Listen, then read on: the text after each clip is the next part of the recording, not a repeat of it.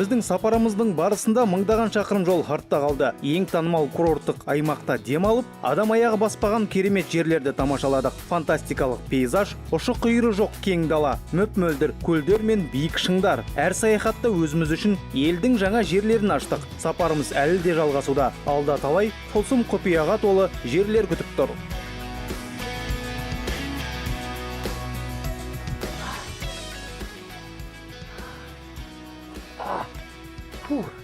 Говорят, если проползти. Осы тастың астында тұрып, тілек тілесең міндетті түрде орындалады дейді. Аңыздың қаншалықты ақиқат екенін көрейік.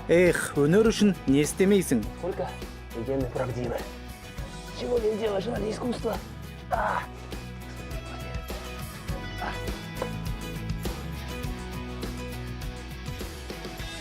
Сонымен, өткен бағдарламада біз Бектау ата атты жұмбақ жерде болдық. Керемет табиғатты тамашалап, құстар әнін естідік. Көлге шомылып, қызықты сапарымызды одан әрі жалғастыруға әзірміз. Бүгін біз киелі жер Домалақ ана кесенесіне жол тартамыз. Бұл жұмбақ тұлғаның кім болғанын білесіз бе? Бұл жердің ерекше күшке ие екендігі рас па? Неліктен келушілер легі бірде-бір күнге толастамайды?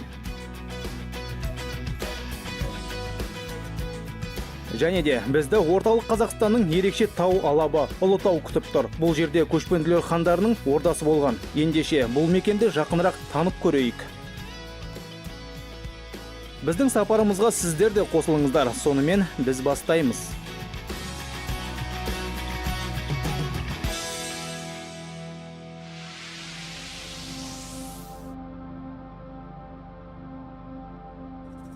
Орталық Қазақстан, Сарыарқа, елдің жүрегі. Бұл жерге дейін жетуге біраз уақыт жұмсалды. Аптап ыстық, соқпалы жол, ұйқысыз түндер. Әр сағат сайын күшіміз азайып, таусыла бастады. Әрқайсымыз үйді сағындық. Бірақ бар күшімізді жинап, діттеген жерімізге жетейік әйтеуір.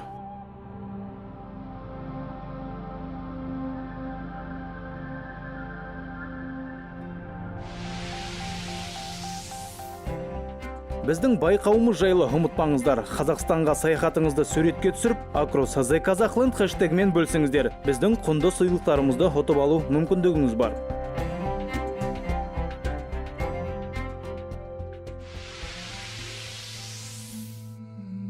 Ұлытау орталық Қазақстандағы ежелгі тау алабы. Ол солтүстіктен оңтүстікке қарай 200 шақырымға созылып жатыр. Қарағандыдан Ұлытауға дейін жол 663 шақырым, шамамен 8,5 сағат жолда боласыз.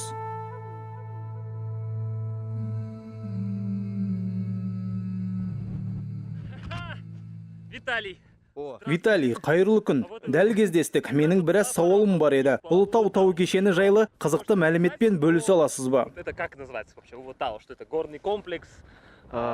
Ну, по факту это и горы. Есть понятие горы Улытау. Бір жағынан бұл Ұлытаулар дегенді білдіреді, ал екіншіден тарихи аймақтың атауы. Сондықтан бұл қарапайым таулар емес. Бұл 150 және 200 шақырымға созылып жатқан аумақ. Так сказать, 150 на 200 километров территории, такой большой квадрат.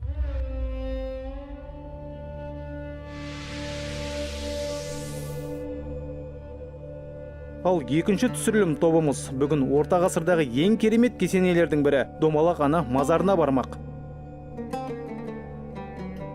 Көне заманнан бері қазақ халқы белгілі тұлғаларды көзі тірісінде де, қайтыс болғаннан кейін де ерекше құрметтеген. Оларға ең көркем жерде кесене тұрғызған. Елде мұндай сәулет ескерткіштері жетерлік. Алайда бұл туристер арасында аса танымалдарының қатарында. Шымкенттен Домалақ ана кесенесіне дейін 80 шақырым жол жүру керек. Бұл шамамен жеңіл көлікпен 1,5 сағаттық жер. По дороге в священную пещеру. Домалақ ана кесенесі Түркістан облысының Бәйдібек ауданында Ақмешіт үңгіріне барар жолда орналасқан. Шымкенттен 80 шақырым жол жүру керек. Бұл 11 ғасырдың сәулет ескерткіші. Домалақ ананың шын есімі Нұрила. Жұлдыз, бұл жерді аралағанша біз тағы орталық Қазақстанға жол тартамыз. Очень часто говорят, что в моих работах то, чего нету в природе. Ну, типа там. Менің туындыларымда табиғатта жоқ дүниелер жиі суреттеледі дейді. Біреулер еңбектерімде фотошоп қолданылады деген ойда. Бірақ мен бәрін қаз қалпында түсіремін. Кадрлерімде бірде-бір қоқыс немесе өркениеттің қандай да бір ізі көрінбейді. Тек тылсым табиғаттың тазалығы ғана бейнеленеді. Біз оны келер ұрпаққа жеткізуіміз керек. Осындай әсем табиғатпен мақтануға тиіспіз. Кейін барша әлем біздің керемет табиғатымызға тамсанатын болады. Потом на мир, что у нас есть это. Ұлытау тау алабы ұлттық тарихпен тығыз байланысты. Бұл жердің әрбір тасында тарих тұнып тұр. Ежелде бұл мекен көшпенді тайпалар басшыларының сүйікті жері болған. Мұнда Шыңғыс ханның үлкен ұлы Жошы ханның ордасы болды. Дәл осы жерден Баты өз әскерін шығыс жерлерін жаулауға аттандырды. Ұлытау тауларында Алтын Орданың ханы Тоқтамыс жерленген.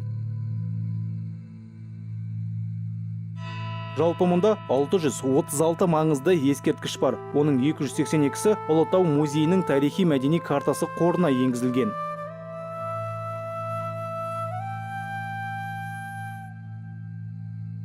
Чем он интересен? Ну да, с одной стороны, там есть горы, как это следует из Ол названия. несімен қызықты дейсіздер ғой. Бір жағынан әулие, Ұлытау таулары бар. Жошы хан мен оның ұрпақтары оны киелі деп санаған. Сондықтан олар осы маңда жерленген. Жошы хан Ұлытау қаласының маңында Қаракендір өзенінің алқабында жерленген. Более того, эти места интересны своими захоронениями вокруг. Так, сам Джучи, он похоронен неподалеку от гор Улутау. Дәл сол жерде Алаша ханның мазары бар. Алайда оны тарихи тұлға деп айту қиын. Оның кім болғанын ешкім білмейді. Бұл жайлы бірнеше болжам бар. Вот эта историческая личность Алаша хан. Никто толком не знает, кто это. Бірі ол Хақназар хан болған дейді, енді бірі Ұрыс хан дейді. Шыңғыс ханның өзі болуы мүмкін дегенде пікір бар. Өйткені Жошы жақын маңда жерленген. Қазақтар Алаша хан қазақ халқының түпкі тегі болған деп есептейді. Но, тем не менее, казахи издревле считают, что Алаша хан – это как бы первопредок казахского народа. Алаша ханның кесенесі 10-11 ғасырларда салынды. 1982 жылы ол Қазақ КСР тарих және мәдениет ескерткіштерінің тізіміне енгізілді. Сол кездерден бері мемлекет қорғауында.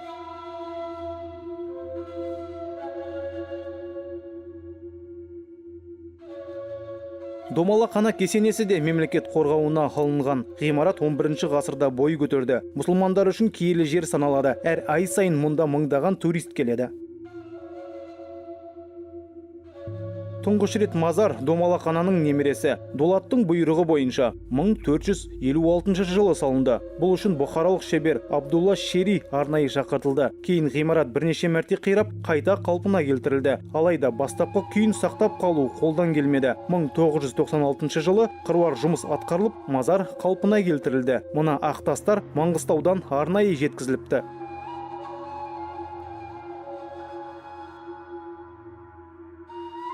Кіреберістегі қабырғада Ақсұлтан қызы ұлы Бабыжыр ана құрметіне арналған ескерткіш деп жазылған. Төменде аналарды құрметтеуге шақыратын өлең жолдары келтірілген.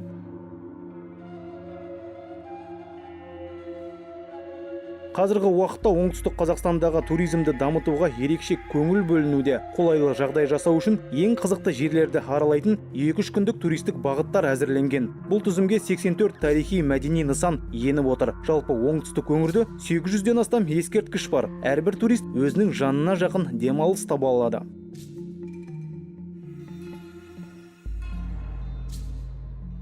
Большое количество святых мест, большое количество родников. Бұл өңірде киелі жерлер өте көп. Кесенелер мен тарихи нысандар жетерлік. Ол жерлерде адамдар ем алып, перзент сүю бақытына кенелу үшін барады. Различных исторических мест,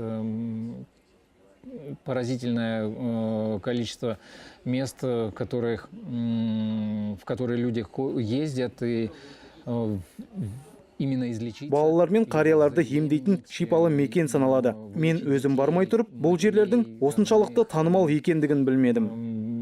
Я сначала не знал, что настолько много людей ездит в эти места, пока сам это не увидел. Трудно сказать, что мне больше всего понравилось. Маған қандай нәрсе ерекше ұнағандығын айта алмаймын. Өйткені маған бәрі ұнады. Бәрі сан түрлі, барлығы 3 облысты араладық. Алматы өңірінен алған әсерім өте ерекше болды деп ойлаймын. Өйткені ол жерді аралауға барынша көп уақыт арнадық. Сондықтан ол маған сан түрлі болып көрінеді. Таулары, шаңғы курорты, қорықтары мен ұлттық парктері жетерлік. Ерекше сөзбен айтып жеткізу қиын керемет ландшафтары бар.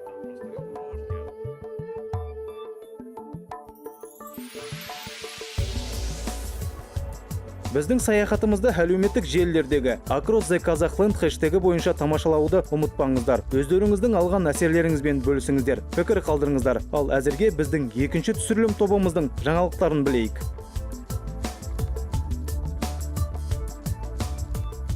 Ұлытау таулары қазақ халқы үшін киелі саналады. Орта ғасырларда бұл жерде хан сайланып, үш бірдей жүздің мыңдаған әскері бас қосқан. Бірнеше ғасыр өтсе де, бұл мекен ата-бабамыздың рухын сақтап қалғандай. Ашық аспан, шыңдар, өзендер мен тастар, мұның бәрі сол кездің лебін сездіреді.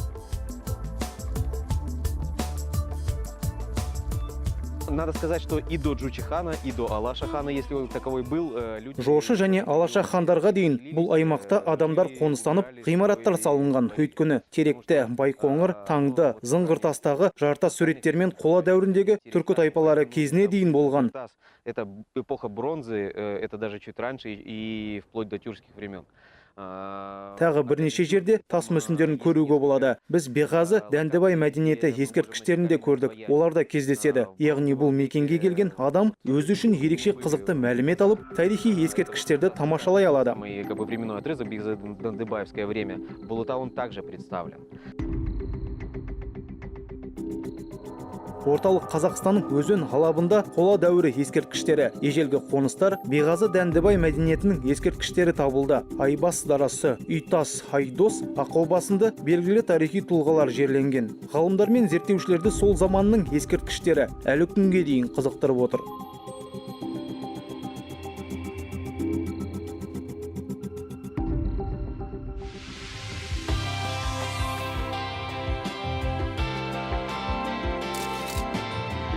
Біздің саяхатымыз жалғасуда. Байқауымыз жайлы ұмытпаңыздар. Біздің фотокадрды қайталап, суретіңізді Instagram әлеуметтік желісіне Across the Kazakhland хэштегімен жүктеңіз. Арнамыздың сыйлықтарынан қапыда қалмаңыздар.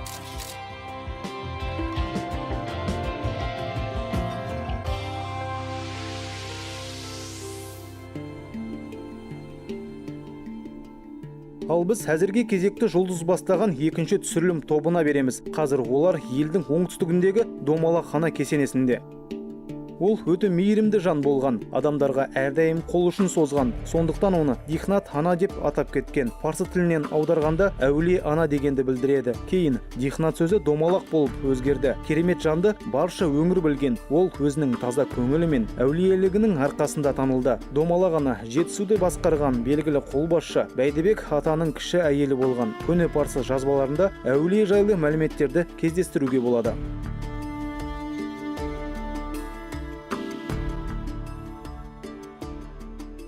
Домалақ хананың шын есімі Нұрила. Ол қазақ халқының аты аңызға айналған ханаларының бірі. Белгілі қолбасшы Бәйдібек бидің үшінші әйелі. Дулат, Албан және Суан сынды қазақ рулары тараған. Дулат, Албан, Суан.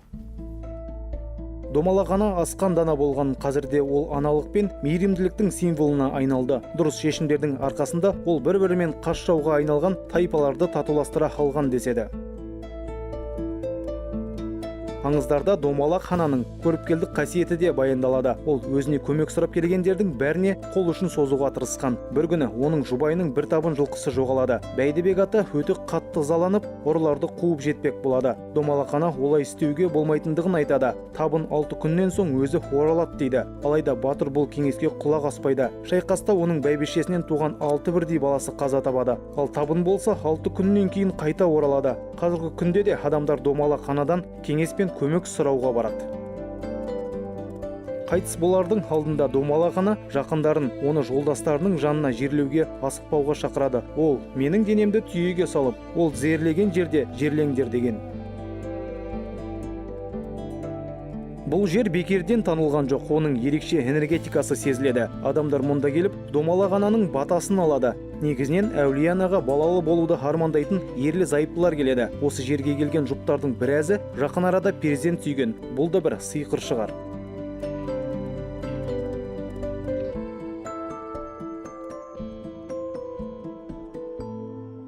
Оңтүстік өңірдің археологиялық, тарихи және мәдени ескерткіштері жай ғана ерекше емес. Олардың әрқайсысы еліміздің ұлттық мұрасы. Ескерткіштердің дені маңызды тарихи оқиғалар және белгілі тұлғалардың өмірімен тығыз байланысты. Өкініштісі, көне ғимараттар уақыт өте келе ескіре түседі. Сондықтан оларды бұзылудан сақтап қалу аса маңызды.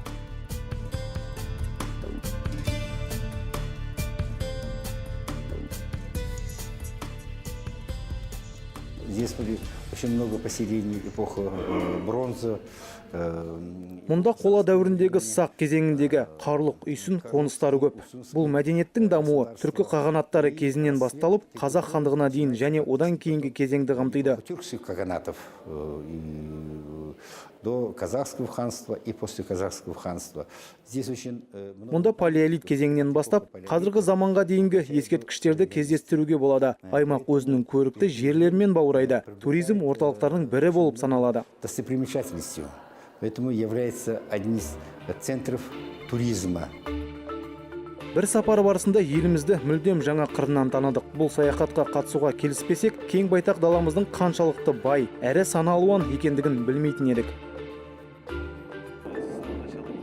Сапар басталғаннан бері маған этнография мен мәдениет тұрғысындағы ақпарат жетпеген еді. Ал Жамбыл, әсіресе Түркістан облысына келгеннен бастап, маған бәрі өте ұнады. Кеше Ахмет Ясауи кесенесінде болдық. Әрине, керемет әсерге бөлейді. Бұл ғимараттардың ауқымы тәнті етеді. Өз әсемдігін сақтап қалған. Ол жерде мейлінше көп уақыт болғымыз келеді. Біз барған әрбір жерге тағы бір мәрте оралсам ба деймін. Барынша ұзақ уақыт өткізіп, қайда барғанымызды біліп, дайындалып барғым келеді. Ұлы жібек жолы дегеніміз сондай абстрактілі, ұғымсынды көрінгенімен расында өте өзгеше. Біз әлі де ораламыз деп сенемін. Өзімнің бұл сапарды тағы бір мәрте қайталайтындығым анық.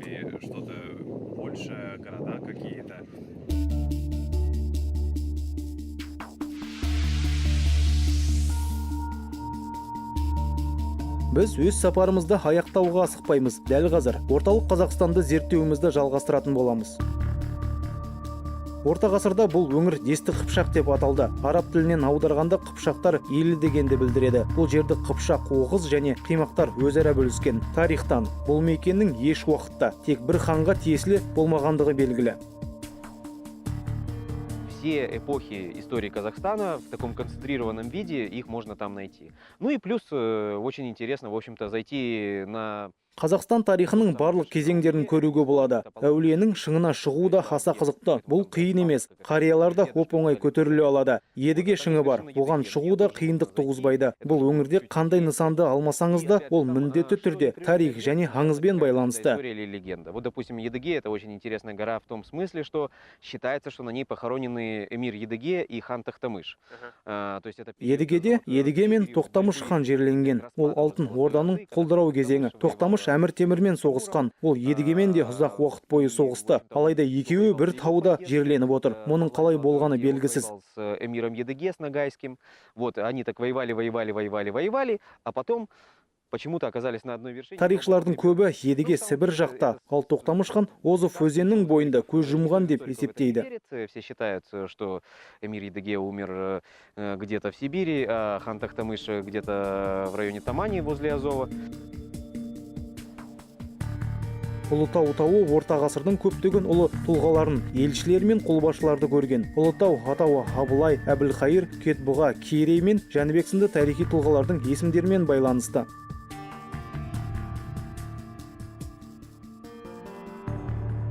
Рядом с селом Сарлык находится холм Алтын-Шакы.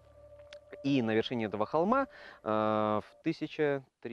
Сарлық ауылының маңында алтын шоқы бар. 1391 жылы оның төбесінде тас орнатылған. Әмір Темір өз әскерімен Тоқтамыш ханға қарай бет алғанда мына жазуды қалдырған. Қызығы бұл тас жайлы сонау 17 ғасырда белгілі болған. Камни было известно еще где-то в 17 веке. Я находил старую французскую карту, где было написано, что здесь... Мен ескі француз картасын таптым. Онда бұл жерде әмір темір болып, Тоқтамыш әскеріне аттанғанда өзінің тасын қалдырды денілген. Бұл тасты 30-шы жылдары біздің геологымыз Қаныш Сатпаев тапты. Тас жорықтың осы аумақта болғандығын дәлелдейді. Өйткені олар қайтып оралған. Поход вообще был, потому что они не дошли, они гоняли за Тоқтамышем, потом вернулись.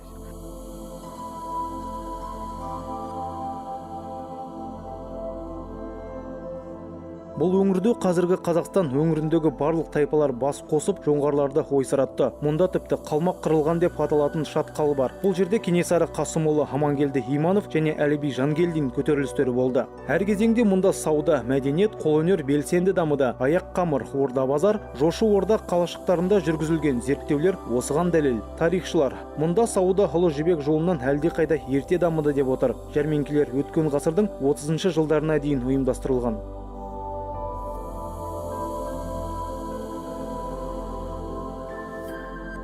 Ұлытаудың әсемдігін Шахнаме атты дастанында Фердуси да шажылаған. 11-ші ғасырдағы араб саяхатшысы Әл-Идриси өзінің жазбаларында бұл таулардың көркемдігі мен жердің байлығын сипаттаған. Олар ер төстік халық ертегісінде де кездеседі.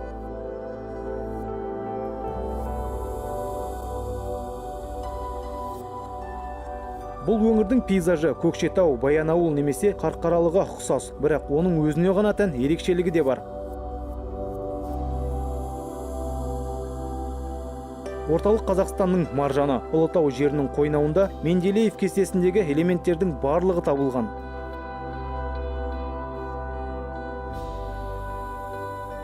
Мұнда бірнеше кезеңнің тарихы араласып кеткендей, бұл жерге келгенде расында да аңыз мекенге түскендей сезімде боласың. Ал туристік әлеуеті қандай бағыттарды қамти алады? Негізінен тарихи бағыт шығар. Меніңше, негізінен тарихи бағытты қамтиды. Өйткені дін жолындағы адамдар баратын нысандар барлық жерде бар. Олардың дені қиялдан туындаған, ал мұнда еш нәрсені ойлап табудың керегі жоқ. Бұл жер нағыз тарих, көне кесенелер, мазарлар, жартас суреттері, тастарды бәрін өз көзіңмен көресің. Осында мұның бәрі бар. Сізге рахмет, Виталий. Сізбен бірге кез келген сапарға аттануға болады. Рахмет. Ал сіз бұл жерге қалай келдіңіз? Кездейсоқ па, әлде фото түсіру үшін бе?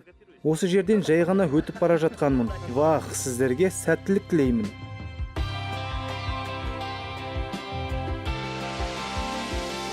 Біздің жаңалықтарымызды әлеуметтік желілерде @ZKazakland хэштегі бойынша табуды ұмытпаңыздар. Өзіңіздің елде саяхатыңыз кезінде түскен ең ерекше фотоңызды Instagram әлеуметтік желісіне жүктеп, біздің бағдарламамызды белгілеңіз. Сізді арнамыздың арнайы сыйлықтары күтіп тұр. Асығыңыз.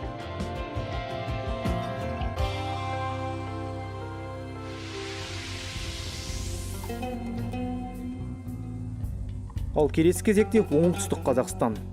Киелі жерлерге келгенде ережелер жайлы ұмытпаңыздар. Әйелдерге шалбар мен қысқа көйлекпен орамалсыз кесенеге кіруге болмайды. Және әрине мұндай киіммен көне мазар маңында фотосуретке түсуге тыйым салынған. Ал ерлерге жеңі мен балаға өте қысқа киіммен кіруге болмайды. Тек ұзын шалбар мен жабық жейде.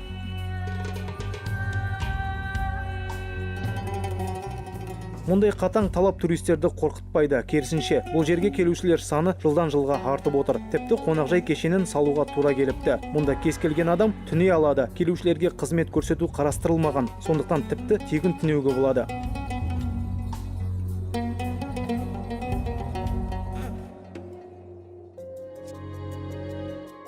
Домалақ ананың адамдарға көмек көрсеткеніне бірнеше жыл уақыт өтті. Алайда оған келушілер әлі де аз емес. Мазар елдің оңтүстігіндегі көрікті жерлердің тізіміне енгізілген. Экскурсияға аттанамын деушілер жақын маңдағы Ақмешіт үңгіріне, Бәйдібек ата және Қосана кесенелеріне де бара алады. Бұл экскурсия құны ересектер үшін 3000, балалар, студенттер мен зейнеткерлер үшін 2500 теңге. Казахстан, он действительно уникален в том, что мы имеем все виды ландшафта.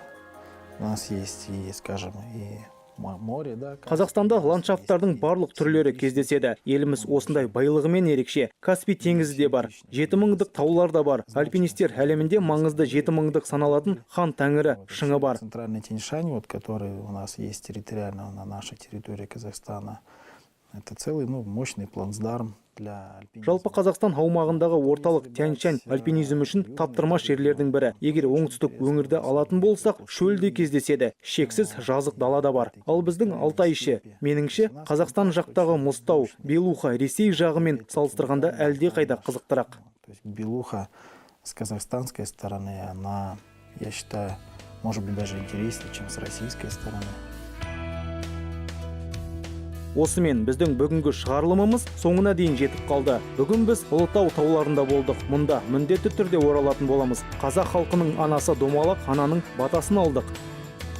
Біздің саяхатымызды әлеуметтік желілердегі @Казахленд хэштегі бойынша тамашалаңыздар. Өз пікірлеріңізді қалдырып, ерекше саяхаттарыңыздан алған әсеріңізбен бөлісіңіздер.